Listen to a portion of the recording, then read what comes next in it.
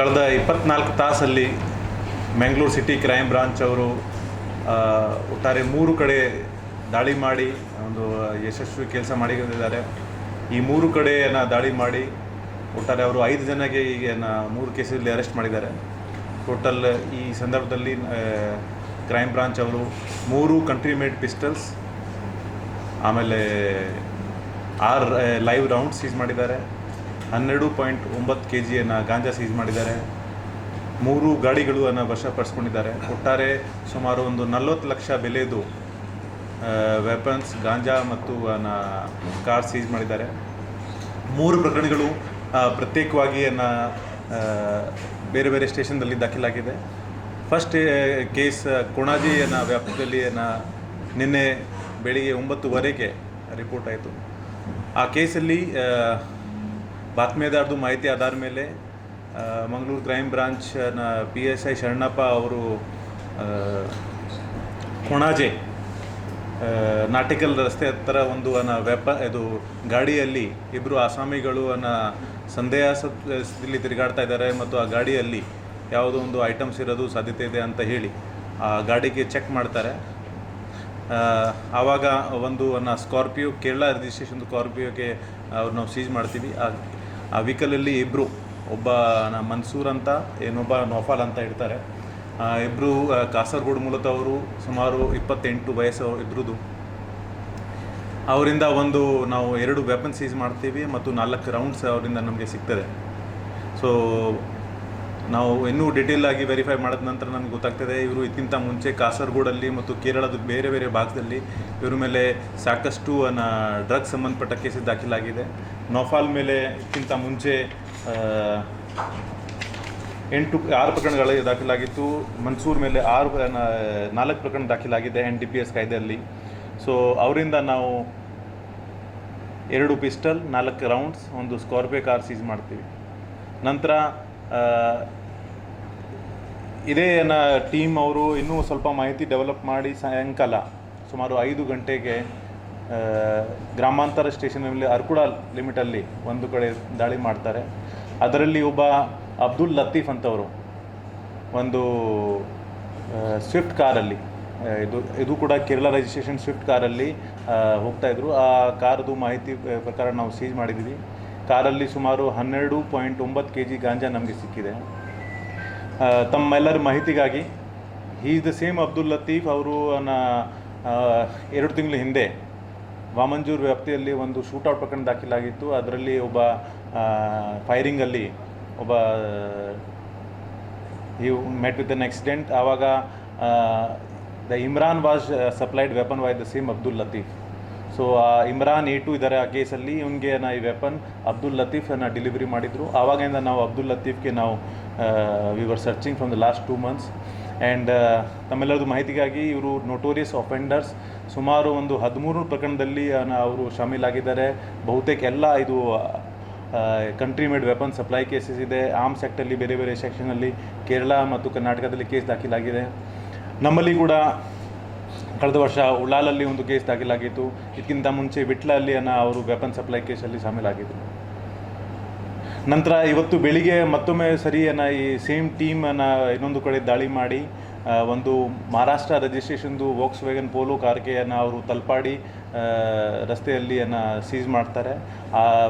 ಆ ಗಾಡಿಯಲ್ಲಿ ಒಬ್ಬ ಅಸ್ಗರ್ ಮತ್ತು ಮೊಹಮ್ಮದ್ ಸಾಲಿ ಅಂತ ಹೋಗ್ತಾಯಿದ್ರು ಟುವರ್ಡ್ಸ್ ಕೇರಳ. ಅವ್ರಿಗೆ ನಾವು ಸಿಕ್ಯೂರ್ ಮಾಡಿ ಅವ್ರಿಗೆ ಇಂಟ್ರೋಗೇಷನ್ ಮಾಡುವಾಗ ಅವ್ರ ಕಾರಿಂದ ಒಂದು ಕಂಟ್ರಿ ಮೇಡ್ ಪಿಸ್ಟಲ್ ಮತ್ತು 2 ಲೈವ್ ರೌಂಡ್ಸ್ ನಮಗೆ ಸಿಗ್ತದೆ.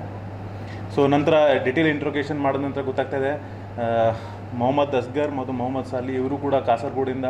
ಆ್ಯಂಡ್ ಇವ್ರ ಮೇಲೆ ಇದಕ್ಕಿಂತ ಮುಂಚೆ ಸಾಕಷ್ಟು ಪ್ರಕರಣಗಳು ಇದೆ. ಮೊಹಮ್ಮದ್ ಅಸ್ಗರ್ ಮೇಲೆ ಸುಮಾರು 17 ಪ್ರಕರಣ ಇದೆ. ಅದು ಎಲ್ಲ ಆರ್ಮ್ಸ್ ಆ್ಯಕ್ಟ್, NDPS, ಕೊಲೆ, ದರೋಡೆ, ಬೇರೆ ಬೇರೆ ರೀತಿ ಎಲ್ಲ ಪ್ರಕರಣ ಇದೆ. ಅದೇ ರೀತಿ ಮೊಹಮ್ಮದ್ ಸಾಲಿ ಮೇಲೆ 13 ಪ್ರಕರಣಗಳು ದಾಖಲಾಗಿದೆ. ಅವರು ಕೂಡ ಕೊಲೆ ಯತ್ನ, ದರೋಡೆದು ಬೇರೆ ಬೇರೆ ಪ್ರಕರಣದಲ್ಲಿ ಶಾಮೀಲಾಗಿದ್ದಾನೆ. ಸೊ ಒಟ್ಟಾರೆ ಕ್ರೈಮ್ ಬ್ರಾಂಚ್ ಅವರು ಕಳೆದ 24 ತಾಸಲ್ಲಿ 5 ಜನ ಕಾಸರಗೋಡು ಇದು ಆಸಾಮಿಗಳಿಗೆ ಅರೆಸ್ಟ್ ಮಾಡಿದ್ದಾರೆ. ಇವರು 5ರಿಂದ ನಮಗೆ 3 ಪಿಸ್ಟಲ್ಸ್, 6 ಲೈವ್ ರೌಂಡ್ ಸಿಕ್ಕಿದೆ, 12.9 kg ಗಾಂಜಾ ಸಿಕ್ಕಿದೆ ಮತ್ತು 3 ಗಾಡಿಗಳು ನಾವು ಸೀಜ್ ಮಾಡಿದ್ದೀವಿ.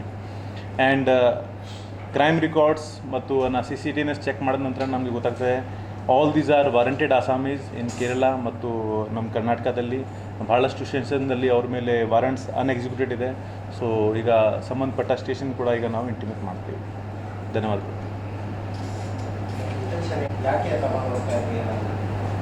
This is subject matter of investigation. ಯಾಕೆಂದರೆ ನಾವು ಕೂಡ ಅದನ್ನೇ ಚೆಕ್ ಮಾಡ್ತಾ ಇದ್ದೀವಿ.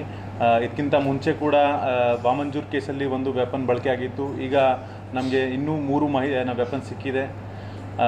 ಪ್ರಾರಂಭಿಕ ಮಾಹಿತಿ ಪ್ರಕಾರ ಇವರೆಲ್ಲ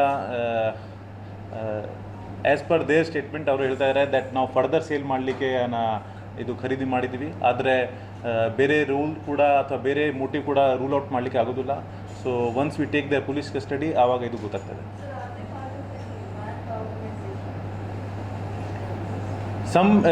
ಇದು one point of information is saying that they are some of them were part of the banned organization PFI, but it need to be verified.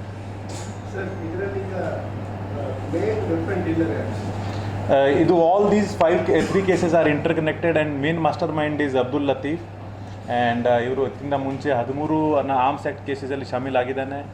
And he has been frequenting to Maharashtra lot of times. ಅಲ್ಲಿಂದ ಖರೀದಿ ಮಾಡಿ ಕೇರಳ ಮತ್ತು ಕರ್ನಾಟಕ ಈ ಗಡಿ ಭಾಗದಲ್ಲಿ ಸಾಕಷ್ಟು ಕಡೆ supply ಮಾಡ್ತಾ ಇದ್ದಾರೆ.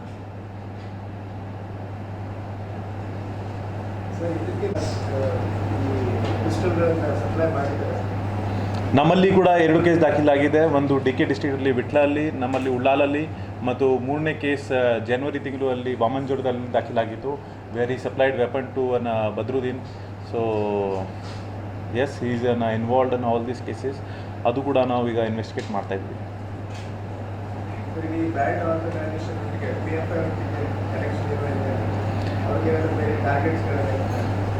ಈ ವಾಮಂಜೂರ್ ಕೇಸಲ್ಲಿ ಈ ಮಾಹಿತಿ ನಮಗೆ ಸಿಕ್ಕಿತ್ತು that Abdul Latif may be connected with banned organisation PFI.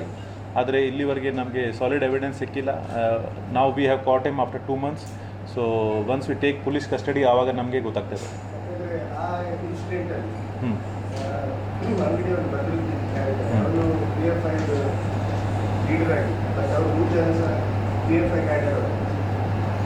What are you saying is right. ಆದರೆ it need to be verified. ಯಾಕೆಂದರೆ Badruddin was part of the banned organisation. At the same time Abdul Latif ಇದಕ್ಕಿಂತ ಮುಂಚೆ ಪ್ರಾಫಿಟ್ ಆಧಾರ ಮೇಲೆ ಕೂಡ ಸೇಲ್ ಮಾಡಿದ್ದಾನೆ ಮತ್ತು ಕೆಲವು time ulterior motive ಕೂಡ ಸೇಲ್ ಮಾಡಿದ್ದಾನೆ. ಯಾಕೆಂದರೆ ಈ ಕೇಸಲ್ಲಿ ನೋಡಿದರೆ ಅಸ್ಗರ್ ಮತ್ತು ಮೊಹಮ್ಮದ್ ಸಲಿ ಅವರು ಬಹಳಷ್ಟು ಕೊಲೆ ಯತ್ನ, ದರೋಡೆ ಪ್ರಕರಣದಲ್ಲಿ ಶಾಮೀಲಾಗಿದ್ದಾರೆ. So one cannot rule out that ಇವರು ಬೇರೆ ಕ್ರೈಮ್ ಎಕ್ಸಿಕ್ಯೂಟ್ ಮಾಡಲಿಕ್ಕೆ ಕೂಡ ಖರೀದಿ ಮಾಡಿರ್ಬೋದು. ಸೊ ಅದು ನಾವು ಈಗ ನಂತರ ಪೊಲೀಸ್ ಕಸ್ಟಡಿಯಲ್ಲಿ ಫರ್ದರ್ ಇಂಟ್ರೋಗೇಷನಲ್ಲಿ ತಿಳ್ಕೊಳ್ತೀವಿ.